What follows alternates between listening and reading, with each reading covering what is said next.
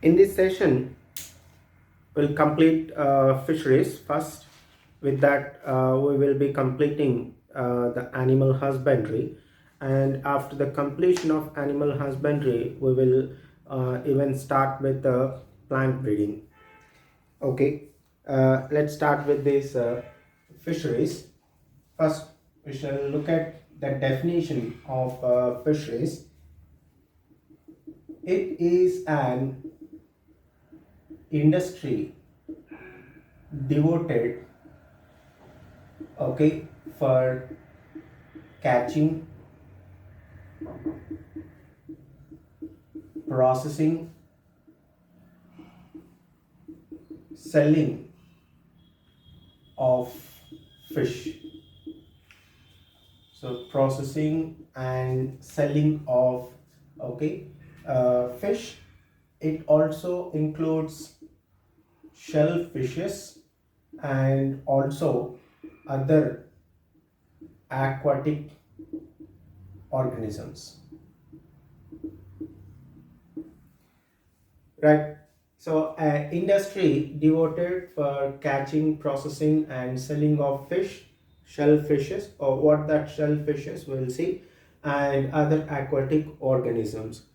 Here we have one common term which we use for all these organisms, okay, that we culture by in fact using the water. We call aquaculture. So here aquaculture is a common term, and which it means farming of fish, okay, crustaceans. So crustaceans are the one that includes organisms like prawns, okay, crabs, lobsters, etc. So crustaceans include prawns, crabs. So they are the one who belong to phylum Arthropoda. So they are a group under Arthropoda, and also it includes mollusks and also aquatic plants. Like there are some edible algae.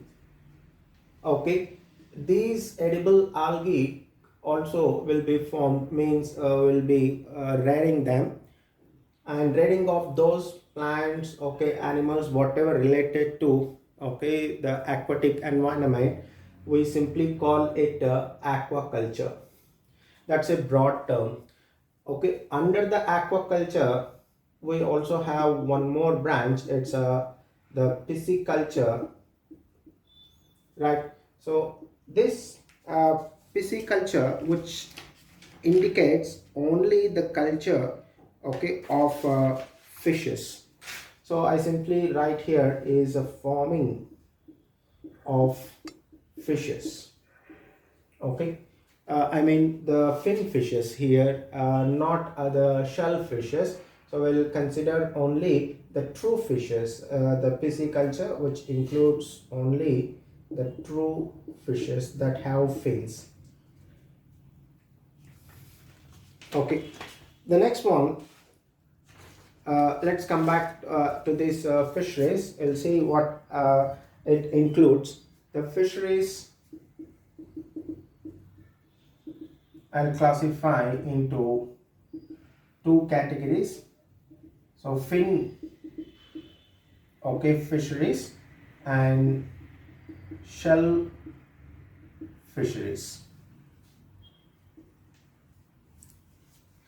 The fin fisheries is a rearing or the cultivation of true fishes. So I mean culture of true fishes. Whereas the shell fishes is culture of crabs, lobsters, mollusks, etc. They come under shellfishes. These fisheries I'm going to classify into two categories. Classified into two categories based on source of availability. Okay, now what is that? Based on source of availability, we get these fisheries, some of them from fresh waters, and we get some of them from marine waters. So here I'm going to classify into, that is, two categories. One is freshwater fishes, fisheries, and second one is marine water fisheries. Let us see some examples of freshwater fisheries. Under that, I'm going to give the examples of only the fishes, some freshwater fishes.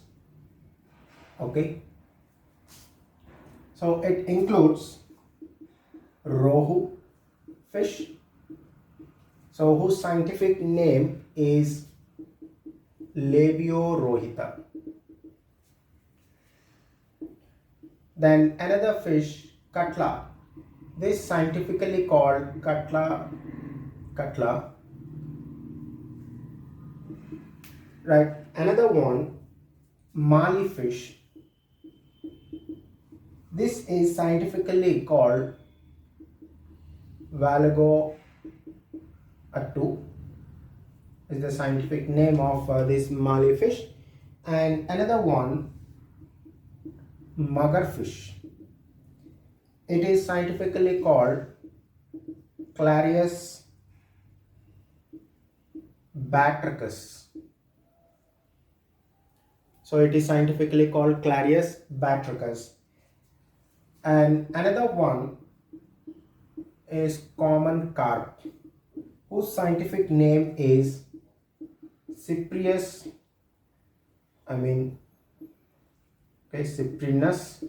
carpio is the scientific name of the common carp. So these are some freshwater fishes. Then we will see, in case of marine water fisheries. So under this, I give you some marine water fishes.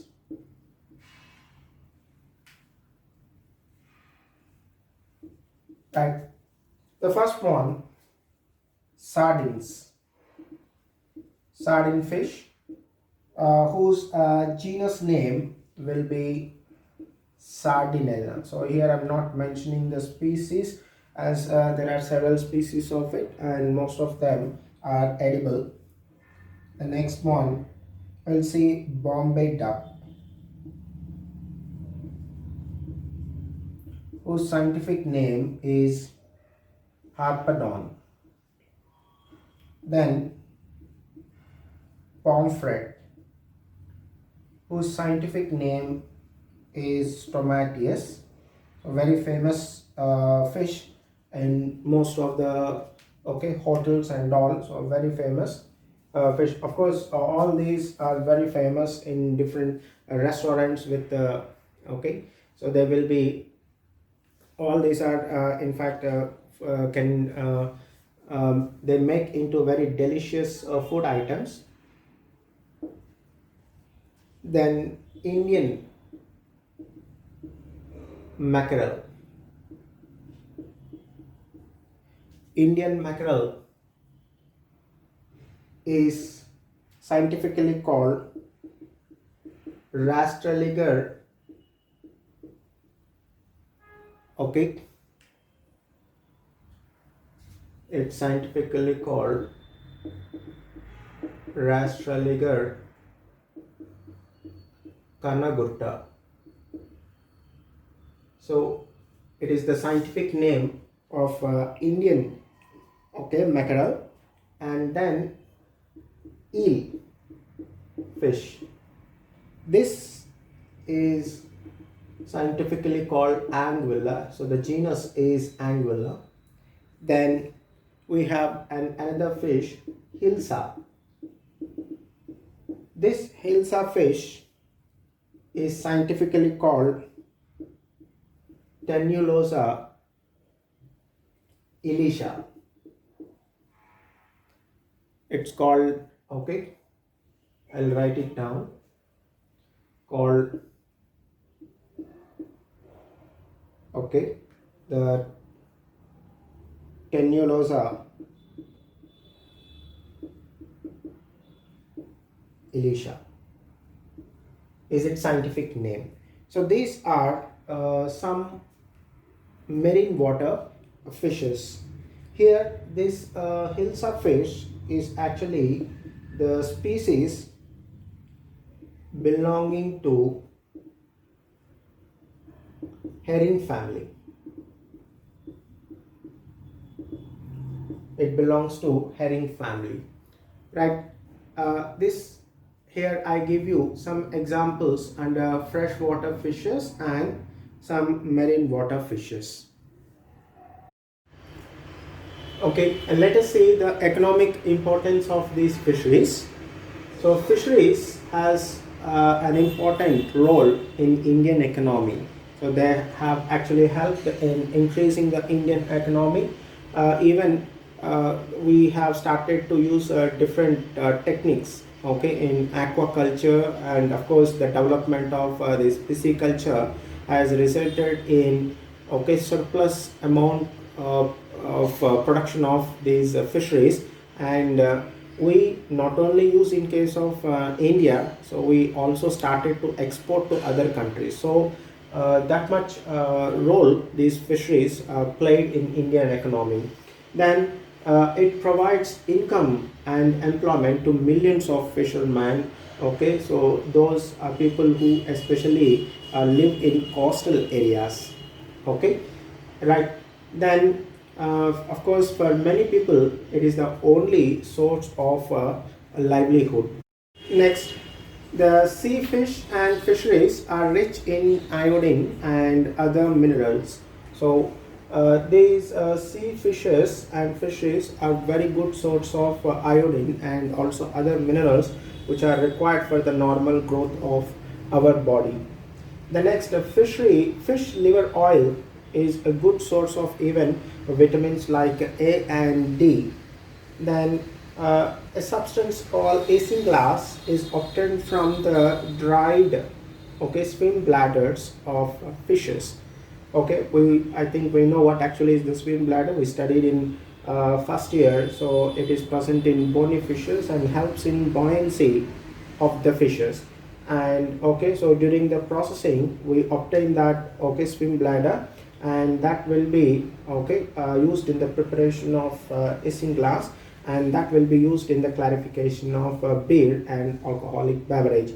Now the fish meal that is actually prepared from the wastes which get generated in fish processing. So after cutting down the fish, whatever the waste is, the gut, the fins, and there will be so many waste materials which will be produced, means which are not usually eaten by human beings, so will be all treated as the, okay, wastes, and from that they prepare a fish meal, and that will be used as a source of food in case of poultries. Then sharkring is another one, so which is actually prepared from the dried skin of shark fishes, and it is used for, okay, surfaces that are rough, and making it smooth. These are all some economic importance of fisheries. So with this we complete the animal husbandry, and now I would like to move on to the next topic, plant breeding. This topic, plant breeding, is very important for board examination and also for the competitive NEET examination. Now let us see what actually this plant breeding. just like how we have okay the in, how we have this animal breeding. So for what purpose we did animal breeding, okay, for the same way we also okay do the process, I mean the plant breeding, okay, in case of plants. What, for what purpose, okay, we perform the breeding? We already know, we have studied in the previous sessions that to increase the productivity. So to increase the productivity or to increase the yield, say suppose in the last sessions we have come across a cow that is not able to give proper milk, okay, and by crossing with some superior male, the offspring which obtained from this cross may show a good yield of milk. In the similar way, okay, to increase the product or the yield in case of plants, so say suppose a species, I mean a variety of wheat, it is the one capable of giving good, okay, yield, but the problem is it has okay, it is not capable of resisting the diseases. So if it is not capable of resisting the diseases, okay, it quickly gets disease and the plant dies, and the loss of these plants in a farm obviously results in uh, the less productivity. Okay, so now the plant breeding that I'm going to discuss, okay, will all be including different steps that actually help in producing the plants with the better qualities. Okay, so the better qualities like the qualities like disease resistance, ability to produce good quantity and quality, okay, of the grain, and so on and so. Okay, so now here the traditional farming, okay, so the traditional farming yields a limited biomass, means we are doing this farming from a very long time, okay, right, maybe we started this process of plant breeding some around 9,000 to 11,000 years ago. That I'll come to the point. Okay, so first we'll see this traditional farming can only yield. So it yields only a limited biomass. So it yields only a limited biomass.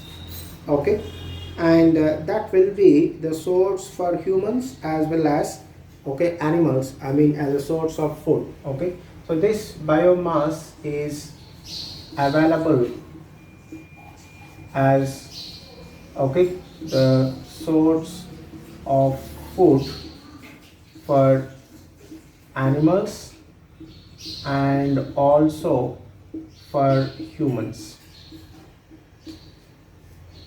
right? Better management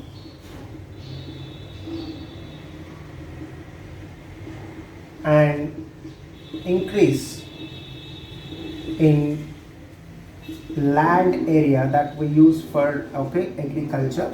So increase in the land, okay, and also the better management, okay, practices, better management practices, and, okay, increase in the land area. So both these actually can help in increase, okay, in the yields to a very large extent. So these two can actually help in increasing yield to a very large extent. Okay, right. Now many scientists actually they have tried to develop, okay, plants which will be high yielding and also disease resistance. So now of course they also became successful in doing so, and introduction of such high yielding plant varieties and disease resistant varieties has actually led to, okay, uh, completely an increase in the product, and that's we considered as under green revolution. Okay, so this better management practices, increase in the land area, okay, and okay, development of okay, high yielding varieties, and also disease resistant varieties, okay, led to okay, green revolution. So it all led to the green revolution. Now the scientists who played an important role, okay, in green revolution are like EMS, okay, Swaminathan is an Indian scientist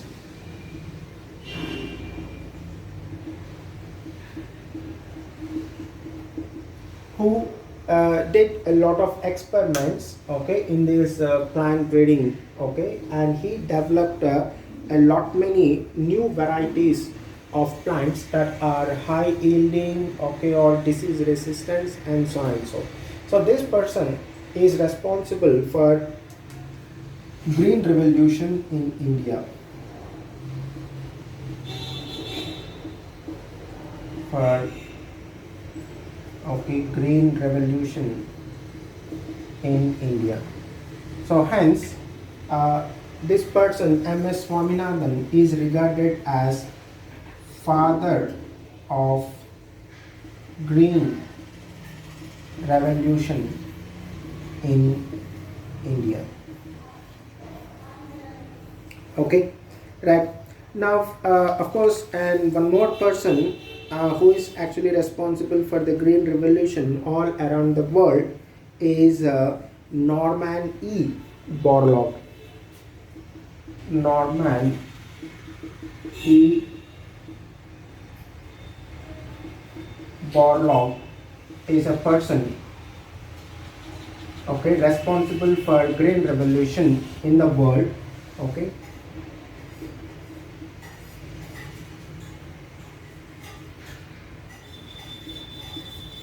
For green revolution in the world.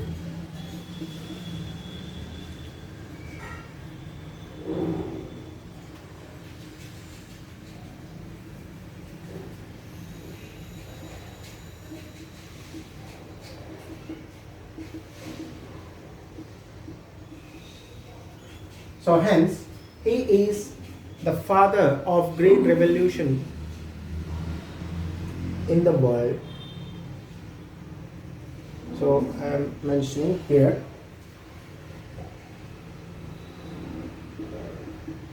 father of green revolution. Okay, so I'm just mentioning there father of green revolution, of course, okay, in the world, and this person is only confined, okay, to India. So MS Swaminathan, who is regarded as father of green revolution in. So what actually is a plant breeding? So plant breeding is purposeful manipulation.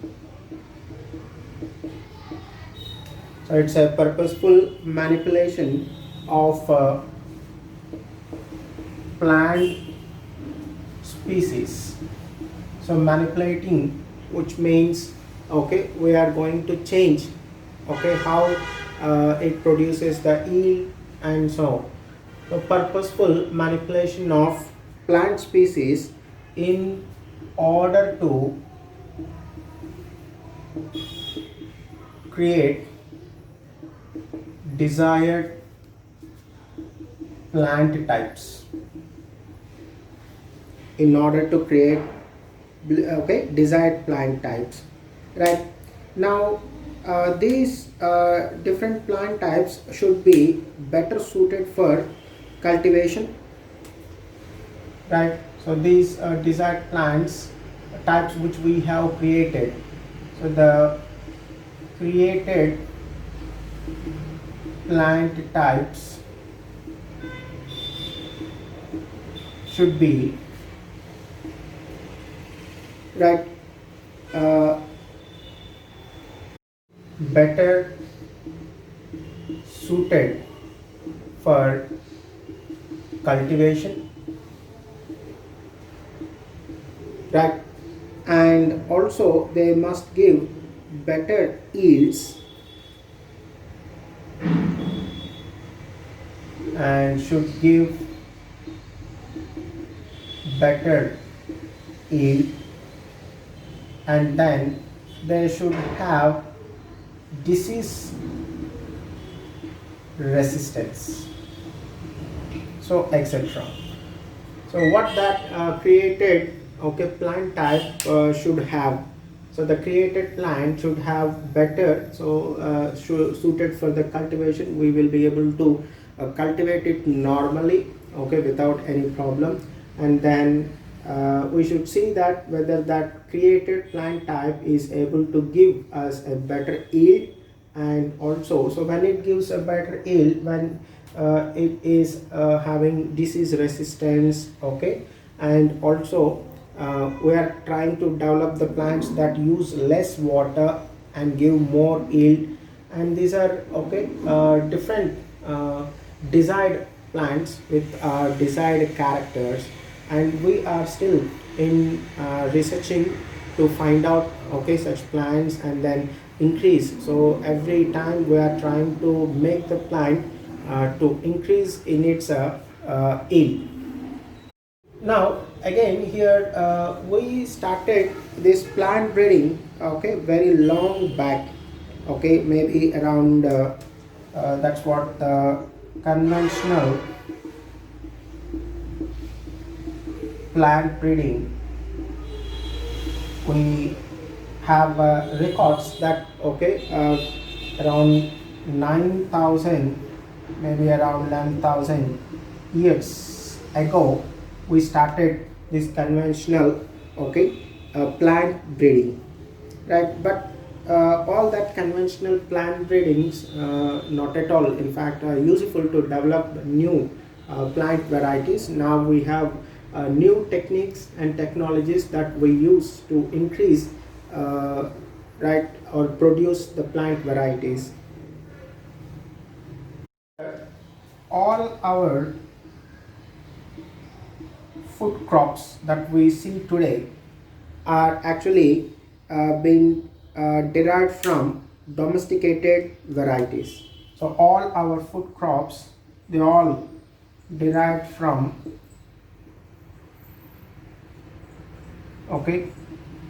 domesticated varieties. So means the wild varieties we started domesticating, and in course of time so they all became the domesticated varieties, and from them we get the different types of or different food.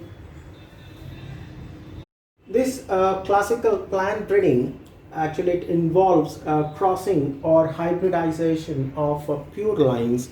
So here these pure lines are the one that will have characters almost in fact fixed, and this you can obtain by continuous self-pollination. So these pure lines are actually obtained by continuous self-pollination.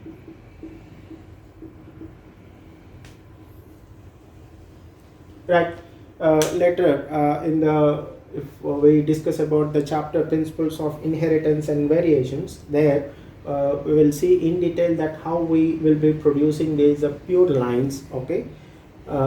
Now the hybridization of that pure lines or crossing, then after that is finished, they will be going for artificial selection.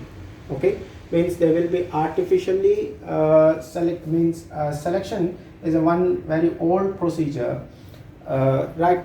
and in this case whatever the offspring they produce, they look at the desirable characters, and the plants, if they have desirable characters, those plants will be selected.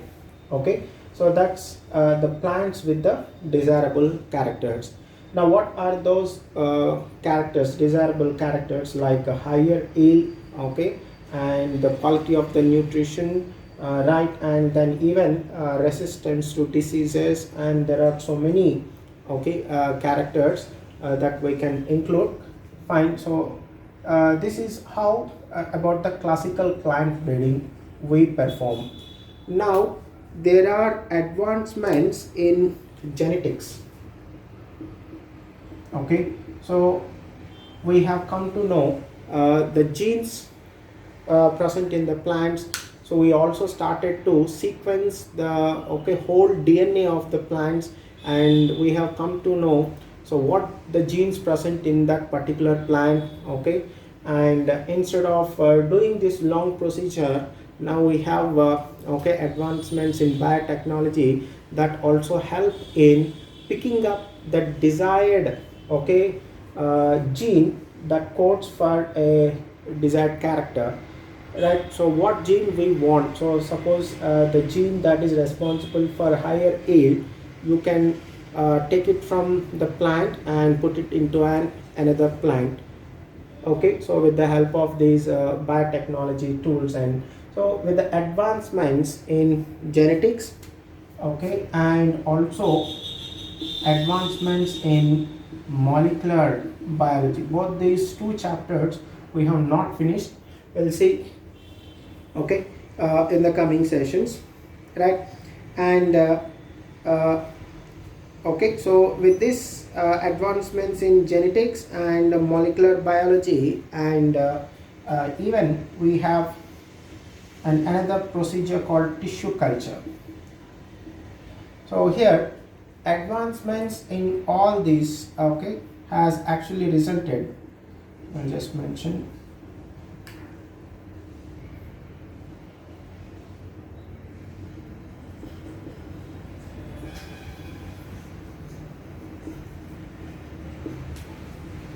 okay, so these have resulted in plant breeding that is increasingly it has increased, right? So plant breeding is been now increasingly carried out with these molecular genetic tools.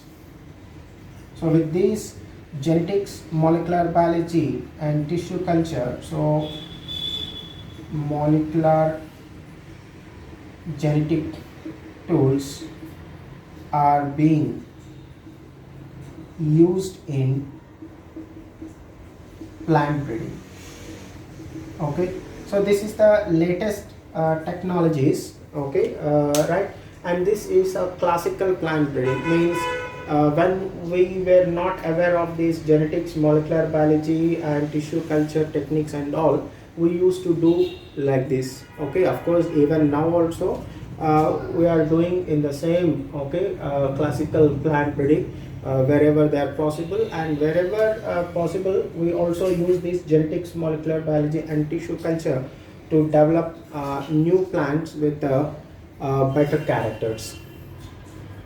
I listed out some desirable traits, okay, so which one point, the first one which I was talking, okay, from the beginning, increased crop yield, okay, then improvement in the quality, right, not only in the quantity. So this increase in the crop yield is the one that we need to take it as the quantity here, okay, not only the quantity, we do require the quality of the food, right? Next, increased tolerance to environmental stresses.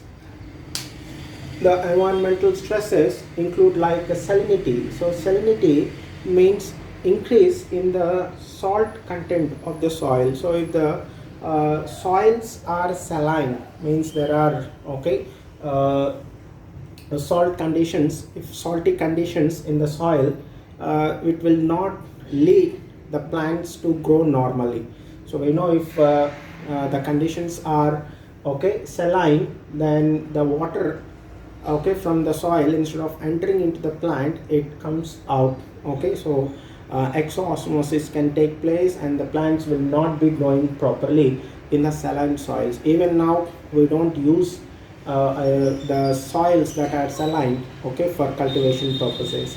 So maybe in future with this new plant breeding, okay, techniques with the use of genetics, molecular biology, and so the tools of this can be used, and we may develop the plants that are capable of living even in this saline condition. So we can even use the soils that are okay having these saline conditions.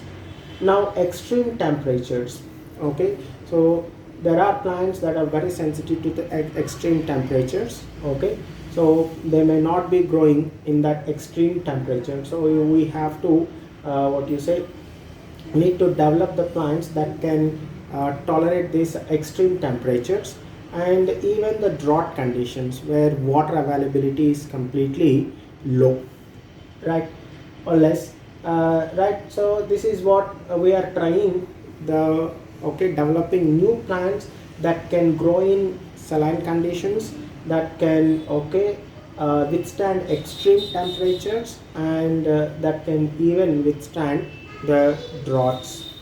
Now another one, resistance to pathogens. So we are also trying to develop the plants that are resistant to pathogens, okay, viruses cause lot many diseases in plants, and because of that there is a complete loss of the crop and to the farmer. And fungi, bacteria also, they do a lot damage to the crops. Then increased resistance to pests. So here for this we are using okay pesticides, and those pesticides are the chemicals that actually right pollute the environment. So now we are trying to reduce the usage of pesticides and make the plants okay to develop okay resistance against to this pest, and that is possible only by the genetic tools, okay. So the characters, some plants may have natural ability to resist these insect pests, so transferring that genes from okay that plant to the cultivated varieties, we can develop okay the cultivated varieties with the okay pest resistance. So this is about okay some list which I have given you here about the desirable characters and for what purpose okay we like to do plant breeding. So the plant breeding we do it okay to get all this okay in the plants, thereby we get a very good yield.